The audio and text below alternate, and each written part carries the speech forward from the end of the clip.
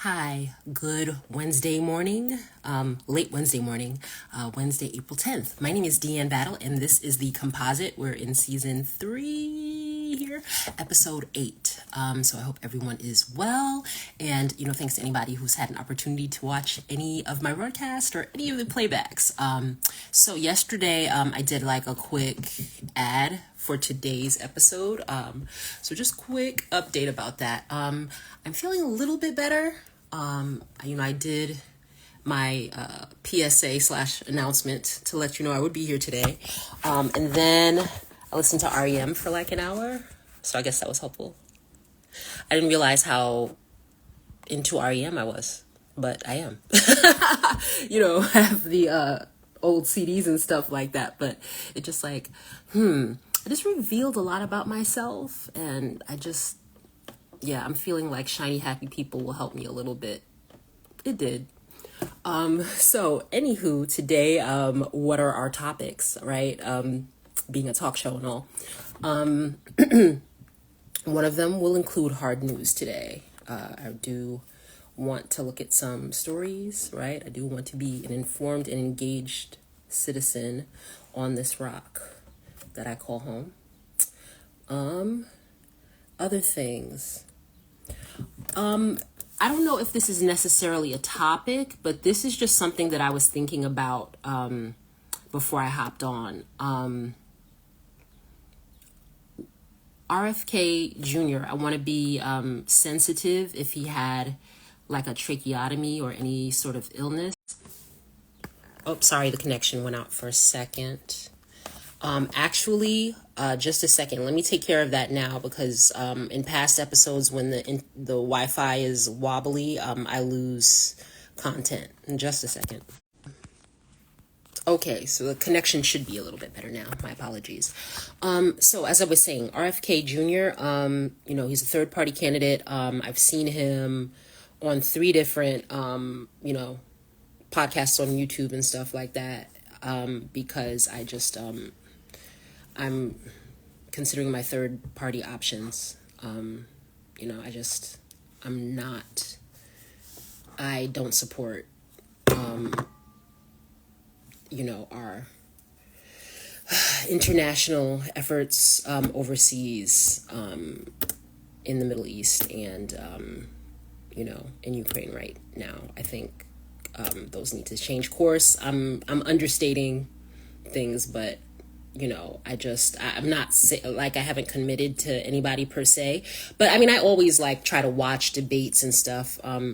Even with candidates, I know there's not a, snowball's chance in hell that I'll vote for that person. But I just want to see what they're talking about because let's say that person wins, then I'm like, oh, okay, well, if I haven't ever watched them say anything, I don't know what they're planning, administration wise. But, I was just trying to consider my options.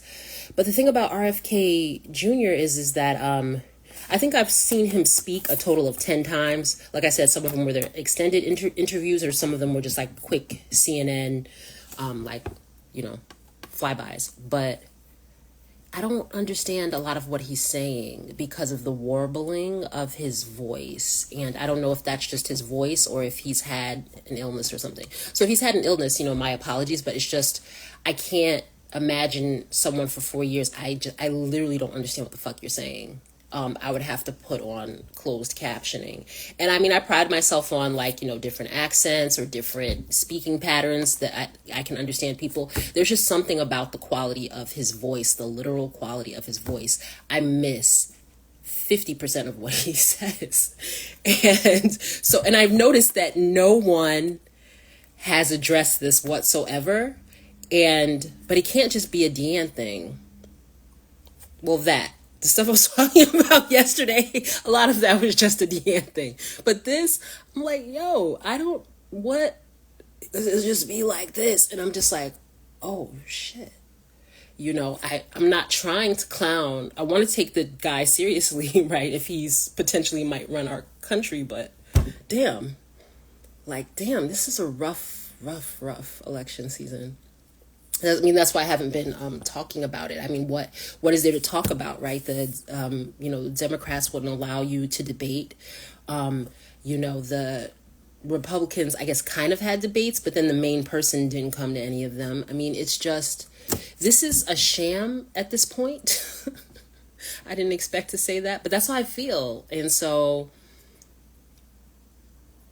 it's, again, it's not from an ableist perspective, but, I know people say, oh, impact versus intent, but you need to be able to understand what the president is saying. I mean, maybe they could get him, I don't know, maybe they can just do closed captioning. I don't know. I mean, that would be better for everybody, honestly, if they can read it. Maybe all presidents should do closed captioning. But damn, that voice is very, very distinctive. So yeah, that was just something I thought about before I logged on, because I was thinking of maybe doing like a little segment about him. He sits in a very at a very interesting angle, because on one point what was he talking about where he seemed to be to the left of Biden? I can't really remember off the top of my head, my apologies. But there were two issues distinctively where he was to the left of Biden, and then everything else, it seemed like he was to the right. So I don't know how he's trying to position himself. From the language he's using, I don't think he's trying to position himself as a moderate. This seems like, I don't really know what his goal is. It just seems like somebody put him up to run. To be honest. Cornel West. I love Dr. West, but he's been problematic in my opinion as of late. But anyway, I at least can articulate to you, okay, he's running. He couldn't get the infrastructure to run with the Democrats. He tried to run with the Green Party. He fell out with Jill Stein. I think that there was some guy that they hired. I forgot the name. He worked for Hillary Clinton's campaigns, and then they hired him over for Cornel West's campaign. So then that caused discord, right? Because he's, if he was working for Hillary Clinton, he's, dyed in the wool, mainstream corporate center right Democrat. And so that caused problems. So then now he's running on independent ticket or whatever. So I've watched him too. I saw I think her name is Claudia. Hold on. And she's running on the Socialist Party. Oh, okay. I had my little iPad thing here set up. Let's see if it's going to participate. Yes, it will. How about that? Right? No, I'm actually not late. I said I might have a little bit of a lead time there. So yeah, somewhat on time. Tech going. Bags under eyes. Can't do anything about that. I slept an hour, I believe. I fell asleep. It was like 5:15, 5:30, and then at 6:35 I sat up again.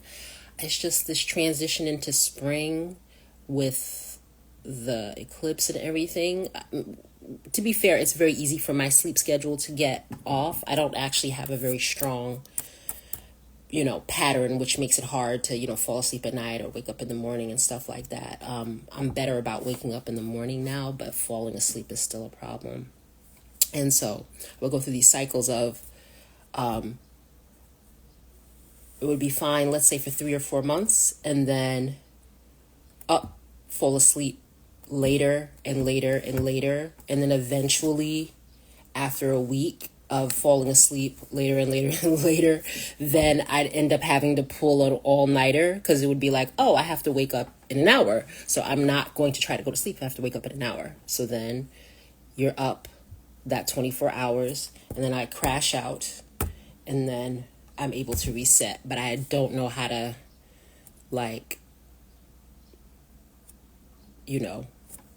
create the foundation and infrastructure for an actual appropriate regular sleep schedule. And so that is ta-da. I think it'll help next semester having a unified schedule and not being, on the split schedule, which I'm not complaining about.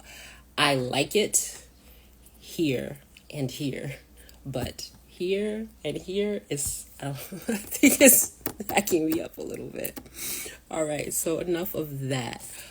Let's see. So her name is Claudia.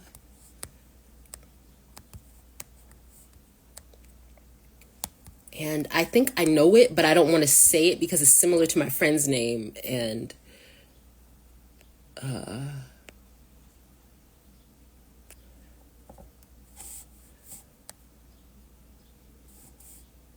oh, it is the same name. Yeah. As my friend Claudia. That's funny. Yeah. All right. Claudia de la Cruz. And Karina. Hold on, it's loading. And so Claudia de la Cruz and Karina Garcia are running for president and vice president. I think they're on this socialist ticket. There are 2 socialist tickets, so that's why I need to get the right name here, which I was interested in learning more about. I don't really know about socialism, but I know it's the boogeyman apparently, but I just, I like to learn about things for myself if I can. I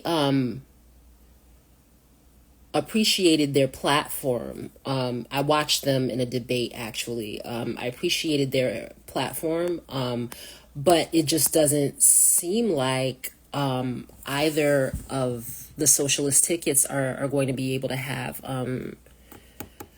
a robust ballot access. And I might be incorrect about that if it's changed since the last time I looked, but I don't think they're going to have the ballot access.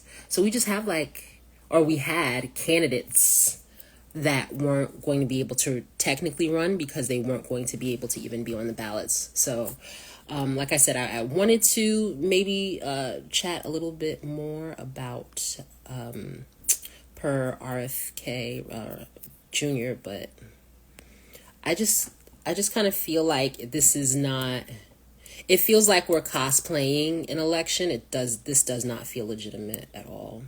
And I'm not saying from a left side or a right side. I'm just saying the infrastructure of it is not sound. It's just, what are you doing?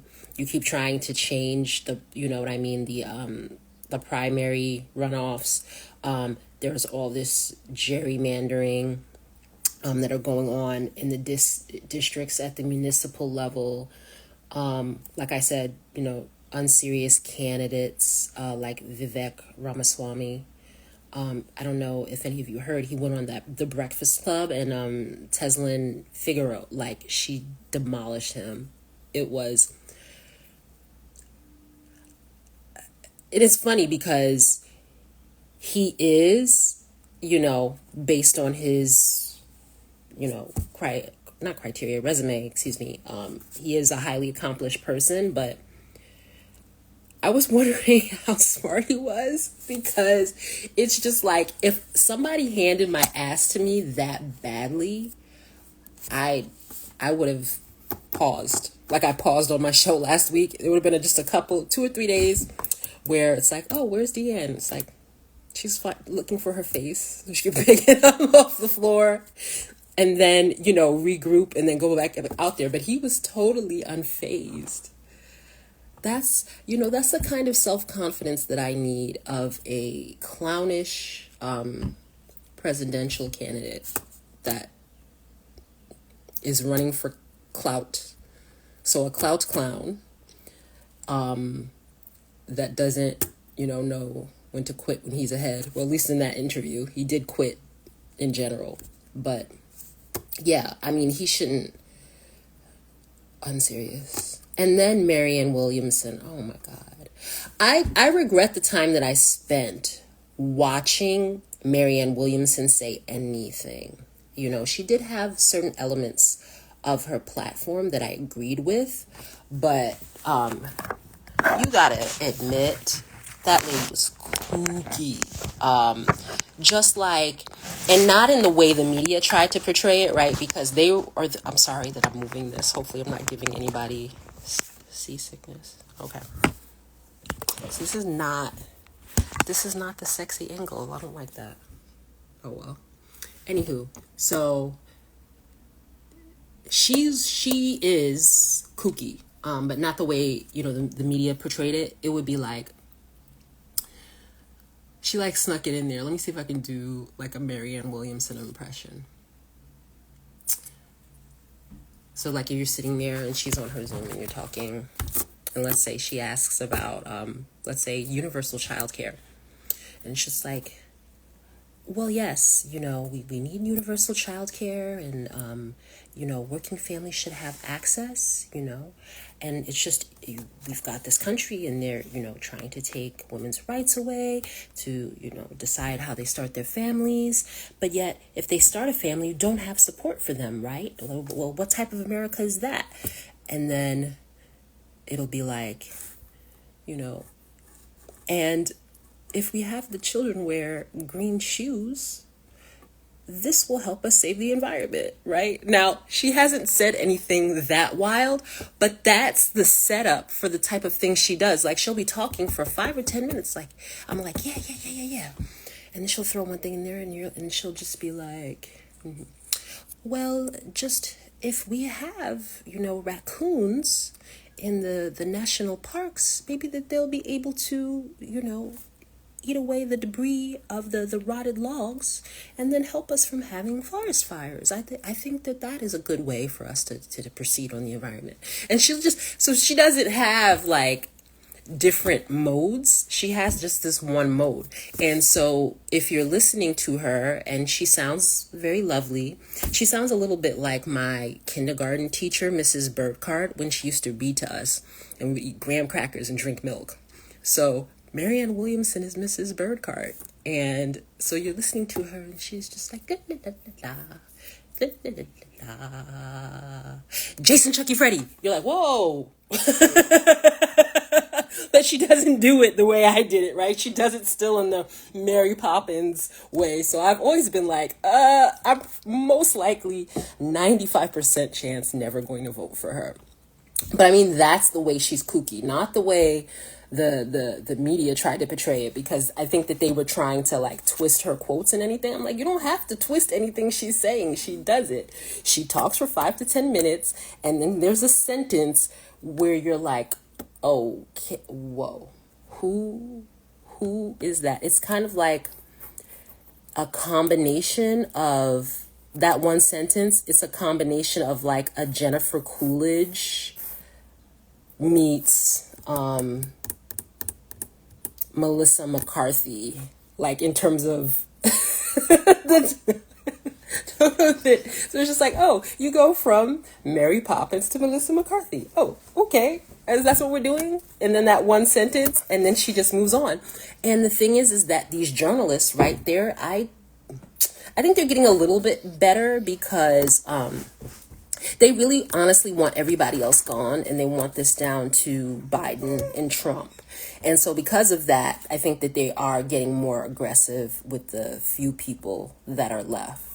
But yeah, the little bit of press that she got, it wasn't like they were challenging her on those super kooky sentences. They were challenging her on the manufactured kooky stuff that she allegedly said. I'm like, you got to do the manufactured stuff. She is saying kooky shit in real time. And then I might have talked about this previous episode. She was like, okay, well, we're going to suspend the campaign and then we're back. It's like, did you guys go on vacation and then come back? Nobody does that, ma'am. So you're not seriously running for president. I mean, listen, I didn't mean for this to turn into a quote unquote segment, but let's keep it a buck. Trump is not even really running for president. Can we really talk about that? Hold on a second. Hi, Zena. Hi, baby. Yes, we're going to go outside soon. You can give me a little time to finish my show? Zena. No. Stop. Sorry. Yeah, Trump. Okay. So he's not seriously running for president either. And I mean, he didn't run for president seriously the first time. See, here's the thing. He's dumb. He's not stupid. There's a difference. He is not an intelligent man, but he plays into that persona, right? Because the whole thing of him running for president was a money grab. It was just like, I'll come out here, I'll talk my shit, I'll collect campaign donations, and then, once my coffers are full, I'll go back home. He didn't think he was going to win, you guys. Anybody who tells you that he thought he was going to win, look in that man's eyes when he went up to that podium. He didn't think he was going to win. You could see that, right? And so yesterday I was listening to a segment, and, this whole time, I'm not going to get into it, from October 7th on, Gaza, all right? And initially, because I know he's been slighted by Netanyahu a couple of times. And, so for Trump, that's paramount, right? The first thing is that, can I get any money out of you? And the second thing is that, are you kissing my ass? So Netanyahu doesn't kiss his ass. And so that was a problem. And I forgot when it was. I want to say maybe after Thanksgiving or around that time when he came out and said that he gave kind of like a soft pandering, like, oh, yeah, we should, reconsider what's happening in Israel and stuff like that. Ba, ba, ba, ba, ba. I'm not even paraphrasing. Actually, let me look this up because I don't like to give people incorrect information. So while I'm looking this up,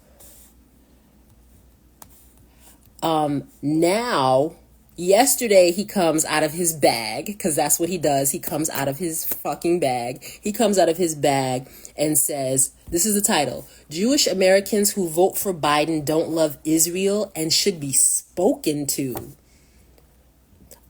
Like you're taking them to detention? What are you talking about? So it's just kind of like, oh, and let me pull up the article to get these quotes here. I said, oh, you literally went from being against it in a soft way because you wanted to play against Biden. And now you're like, oh, well, if you vote for me, I'll give even more support to the efforts in Israel versus Biden. So he's just, per usual, fucking saying anything. This man is not really running for president. I don't know why these people get so much credit for being masterminds and intelligent and whatever. This is just a money grab, right? So if he wins again, then he and Jared Kushner and all of the rest of them can do the scams that they did last time, right? So that's beneficial. But if he doesn't win, he still has gotten millions of dollars from everywhere. Right. And his daughter-in-law, Laura Trump, said that their priority at the RNC is to pay those legal fees. So that's all he's doing. He's paying bills. He's not really running for president. This whole thing is a sham. I don't know what's going to happen in November, y'all. Okay. So article says, former President Donald Trump on Monday again criticized Jewish Americans who don't support him and say any Jewish person who votes for President Joe Biden doesn't love Israel and should be spoken to. How is that different from Biden saying, oh, if you don't vote for me, you ain't black? That's just Trump's version. These guys are doing the same things. And we try to pretend there's so much daylight between them. There's not, I promise you. The main difference is that Trump, again, he leans into his despicableness. He doesn't care what you think of him. That's the only difference. If we're thinking about time and opportunity and corruption, it's all there, So let me go back to this article. Quote, any Jewish person that votes for Biden does not love Israel and frankly should be spoken to, Trump said in an interview aired on Monday night on Real America's Voice. That is so demeaning to Jewish people. Okay. let's see. I just want to get to the quote where they show his hypocrisy. Oh, here's another quote. A lot of it's habits. Jewish people, by habit, they just vote for the Democrats. And black people, by habit, vote for Democrats.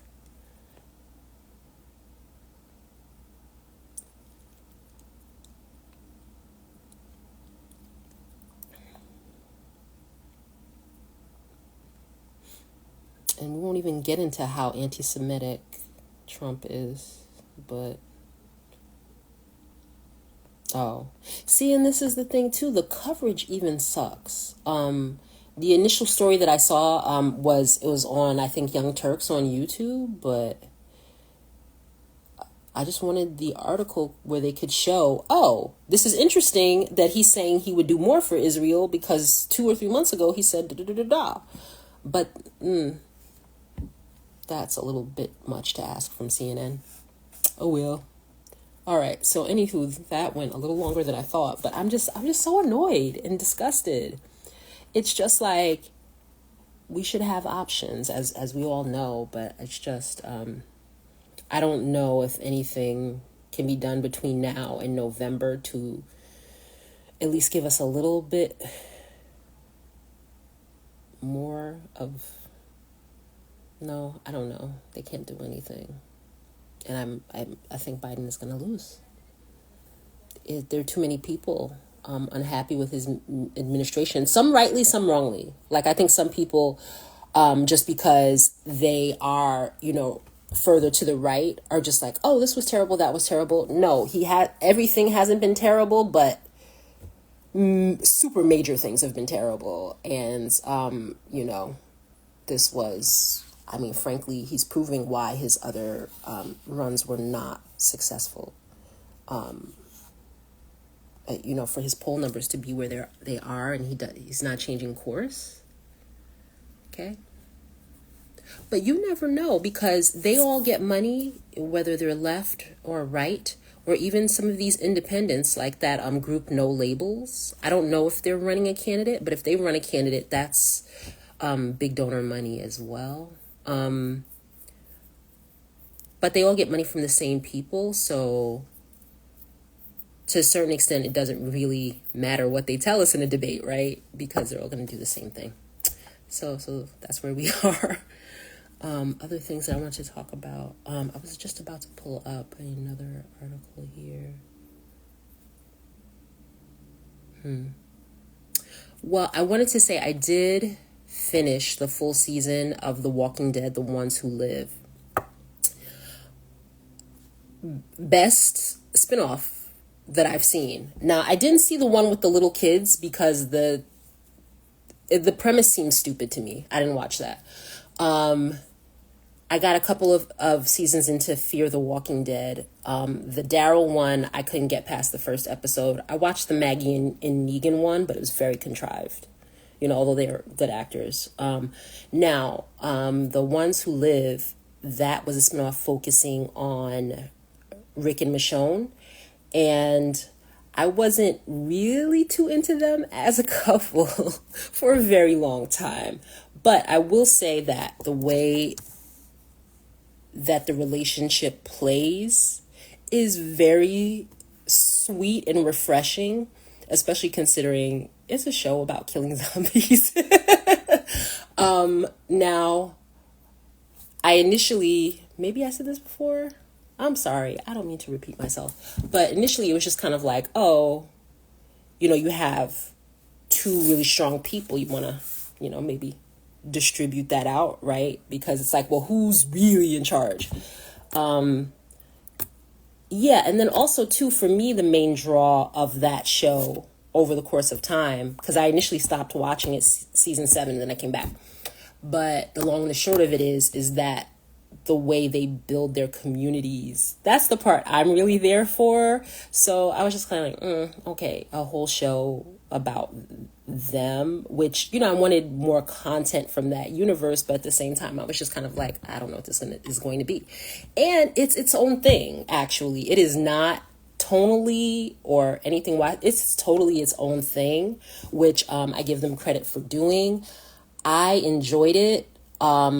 I was actually disturbed by that last episode. I'm not going to give away a spoiler or anything, but just the way they let Rick and Michonne totally just become homicidal maniacs, and just there's no compunction whatsoever about anybody that they kill. Like somebody twitches, looks at them wrong, it's like, and I'm like, all right.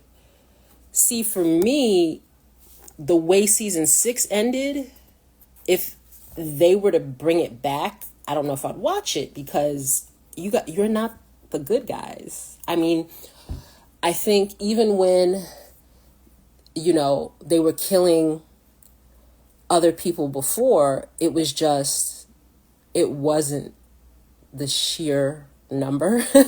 And then also on top of that, the glee with which they murdered everyone. For me, it was discordant, because it's just like, oh, they're building their family back together, and it's this very heightened, tension, romantic tension, so on and so forth. And then it's like, you know what it's like? It was like Moonlighting meets...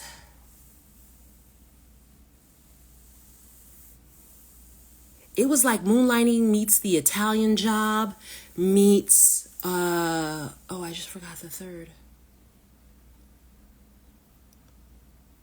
Moonlighting... Yeah, because for the romance and, the chemistry of it all. And then The Italian Job, because they're in these black outfits running around stealing stuff. That's not a spoiler, trust me. And then... Yeah, I'm sorry, I forgot the third movie. It was weird.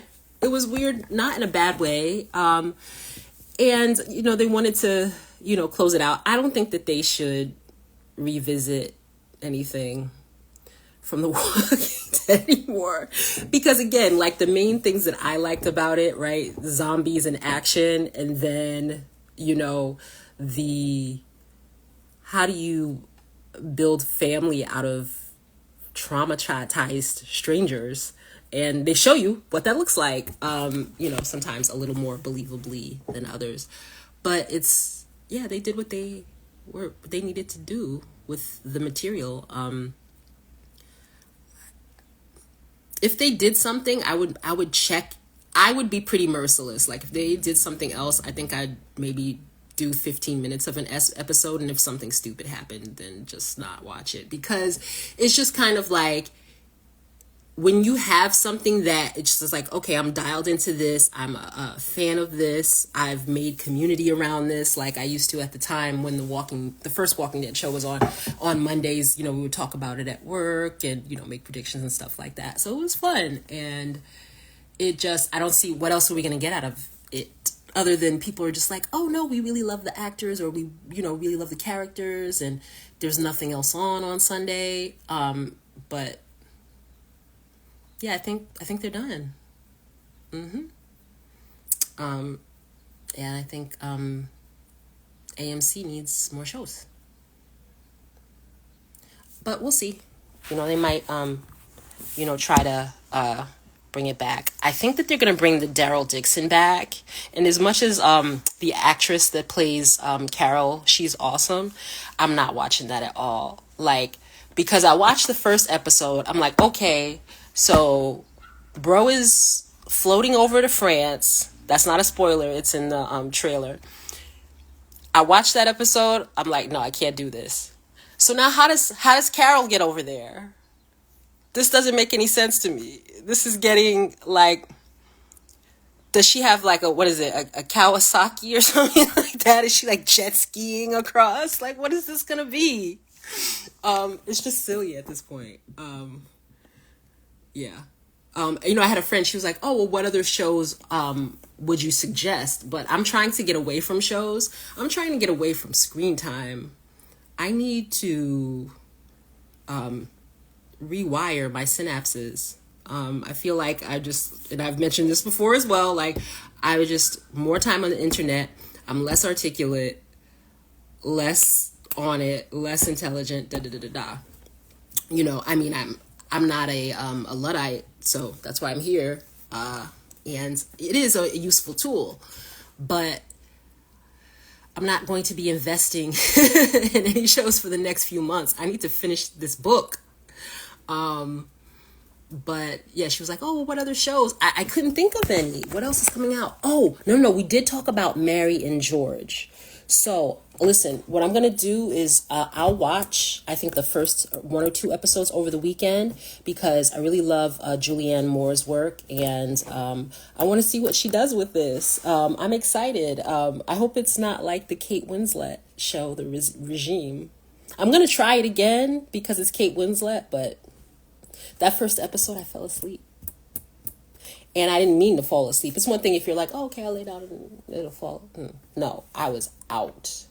And for a person who has had trouble sleeping, and this was about, I think, 2 weeks ago when I tried to watch it, I've had trouble sleeping. That put me to sleep. Oh, that's what I need to do. I need to put on The Regime tonight. Oh, that's bad because that's not an endorsement. Check it out. Good acting, at least. You know, even if the script just seemed weird. Anything else that I want to talk about? All right, we did a little bit of hard news politics. I would like to see to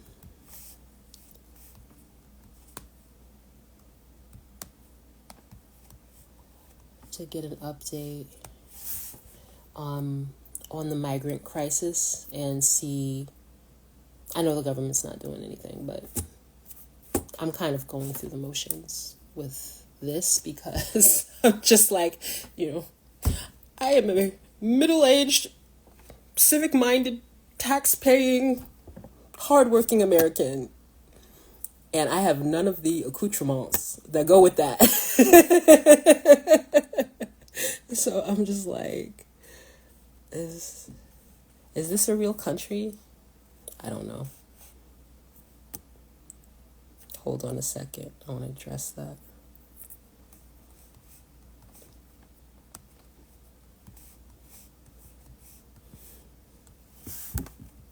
And with the caveat that when I say, is this a real country, that is not, a, less conservative equivalent of Make America Great Again. I'm saying, is this a real country? Meaning, was it ever a real country? Because if we're honest, we've never upheld a good chunk, if not a majority, of the values that we espouse. But I think sometimes when people say, oh, we're losing democracy and, oh, the country's falling apart and da-da-da-da, they say it with the anticipation or with the presupposition in their voice that everything was in order before. It wasn't. No. It was maybe easier to lie to yourself about it being in order, but it wasn't in order. All right, so here is what's happening. We're just going to focus on Chicago and New York at the moment, because I'm going to be wrapping up the show, and then because that's what they cover, so I'm sure that in, I know like they cover Texas and in Florida, but, Arizona maybe a little bit, but it's because it feels to me that even though it's a nationwide issue, because the Democrats and Republicans don't want to deal with it before the election, that it's now getting pushed down to the states and the local levels. And so it's being treated like a local issue when it's actually a national and international crisis. It's an international crisis because these people should be able to eat and work in their countries. And it's a national crisis because, what does this article say?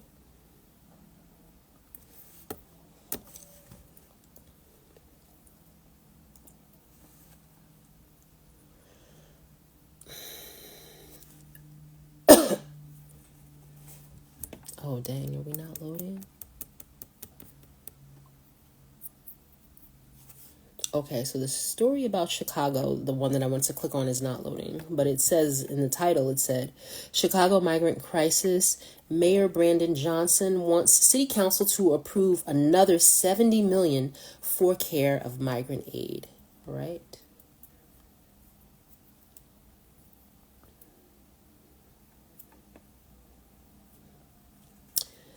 And then this article here, it says the title is New NYC Migrant Crisis, Controversial DocGo Contract Won't Be Renewed.